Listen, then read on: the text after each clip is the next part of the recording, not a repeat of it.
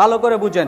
রাসূল সাল্লাল্লাহু আলাইহি ওয়াসাল্লাম পাশে বসে আছেন, এক ব্যক্তি দোয়া করার পূর্বে বলছে আল্লাহুম্মা ইন্নী আসআলুকা আন্নী আশহাদু আন্নাকা আনতাল্লাহ লা ইলাহা ইল্লা আনতাল আহাদুস সামাদুল্লাযী লাম ইয়ালিদ ওয়া লাম ইউলাদ ওয়া লাম ইয়াকুল লাহু কুফুয়ান আহাদ।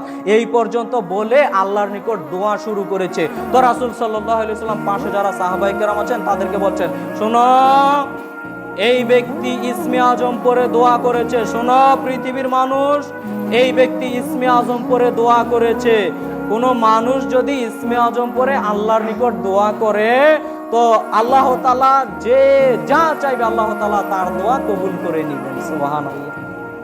ইসমে আজমটা শিখে নেওয়ার চেষ্টা করিয়েন, তো আমার বইয়েতেও পেয়ে যাবেন, বিভিন্ন দোয়ার বইয়ের মধ্যে পেয়ে যাবেন। আবারও বলছি, দেখেন, আল্লাহুম্মা ইন্নী আসআলুকা আন্নী আশহাদু আন্নাকা আনতাল্লাহ লা ইলাহা ইল্লা আনতাল আহাদুস সামাদুল্লাযী লাম ইয়ালিদ ওয়া লাম ইউলাদ ওয়া লাম ইয়াকুল লাহু কুফুয়ান আহাদ। ইসমে আজমটা শিখে নেওয়ার চেষ্টা করবেন। হাদিস নাম্বারটা বলে দেই, আপনাদের জন্য সহজ হবে। আবু দাউদের হাদিস নাম্বার হচ্ছে 1493 এবং মিশকাতুল মাসাবিহের মধ্যে পেয়ে যাবেন হাদিস নাম্বার হচ্ছে 2283।